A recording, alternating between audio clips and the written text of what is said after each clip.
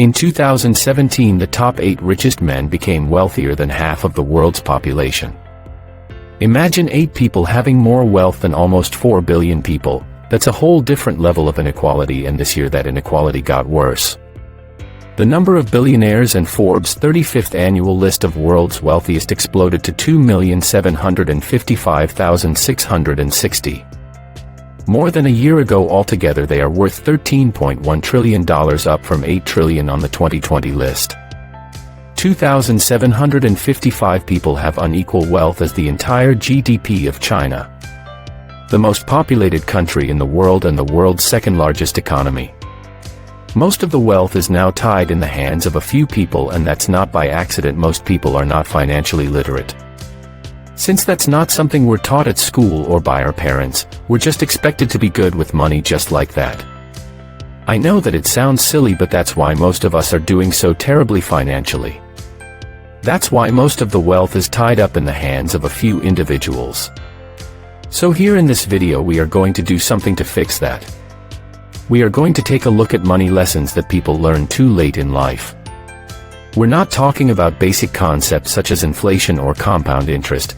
We'll dig a bit deeper and find out lessons that if you learned earlier in life, you're probably going to be on the right side of the world, on the wealthier side.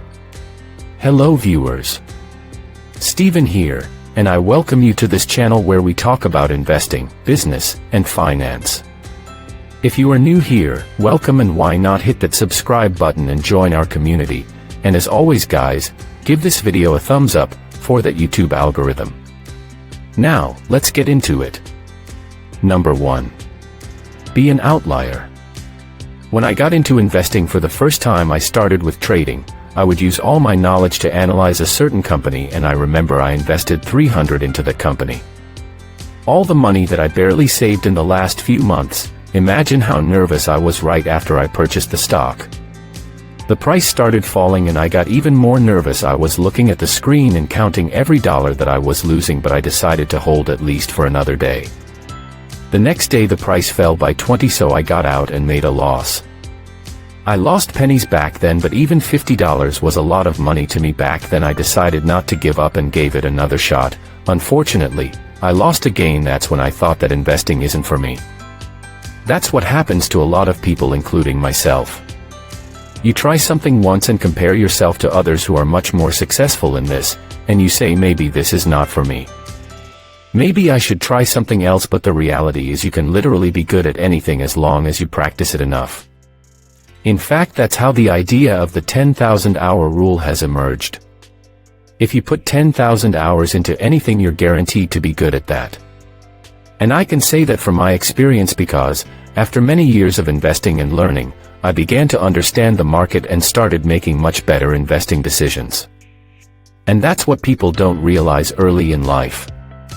They jump from one thing to another thinking that's not for them, they're not good enough, and perform poorly financially. When in reality all they had to do is to stick to one thing long enough to become financially successful. Number 2. Wealth can be created out of nothing. When you grow up in a poor family, you live in a world of scarcity and limitations. There is only so much of everything, including wealth. If I am going to be rich, then someone else should be poor. We are poor because other people have more than they should have. And that mindset literally pushes you to fight for what's already there instead of creating what isn't there. Most of the world's richest people became so wealthy by not competing in the same traditional industries, but went on to create new industries that weren't there in the first place. Elon Musk is probably the best example, who literally invented an entirely new industry called aerospace or electric cars. In fact, all the companies he started, PayPal, the boring company SpaceX, Tesla, and Neuralink, are all about creating something new and solving a problem that isn't solved yet. That's why his net worth is around $150 billion. It's not just about him, but every successful business is about innovating something new. From Airbnb to Uber, even smaller companies like Robinhood or even Angry Birds added value to the world in different ways. They didn't take anything from anyone, they just made the world a better place and got rewarded for that. So stop thinking that you are poor because someone else is rich, and start thinking about how you can add value to the world. Number 3. The paradox of choice. If you're like me, then you hate going to restaurants, because every time I go to a restaurant I would take a look at the menu and I would get frustrated by the number of choices they have. I would end up spending more time choosing what to order instead of actually eating. I've already spent the entire day taking decisions, and I came to a restaurant to enjoy and not paralyze my brain again. And that's known as the paradox of choice. Having a lot of choices might seem great, but it has its disadvantages as well. In fact, it's actually one of the main reasons why a lot of people can't excel at what they do and achieve some level of financial success. Take an example of investing. The market is filled with opportunities, from tech, stocks, biotech companies to cryptos to other financial instruments. But because there are so many of them, you can choose to stick to one of them as soon as you get deeper into one of them. Another one hits the news, and before you even understand what's going on, their cryptos are all over the news. So you end up just following the news without actually taking action on any of them. A lot of people criticize Warren Buffett for not investing in tech companies early on or avoiding Bitcoin, saying that he's an old man who's not catching up with the world, but that's not the case. He knows that there are so many opportunities, but he also understands the paradox of choice. The sheer amount of choices will get him to nowhere, so he's just focused on one sector, on a sector that he excels. That's why his net worth is over $100 billion. Well, those who criticize him don't even have 1% of his net worth. Eliminate your choices as much as you can, especially when it comes to your personal life. I know people who would wake up and spend 20 minutes thinking about what to have at breakfast, and then another 20 minutes about what to watch on YouTube while having breakfast. I don't want to waste so much time and willpower and stuff that doesn't matter, so I have the same breakfast every morning, and I choose from 3 sets of clothes every single day, and I spend my time doing stuff that actually matters and makes me happy. Number 4. Everyone is afraid. A lot of people tell me your videos are awesome, you're so good.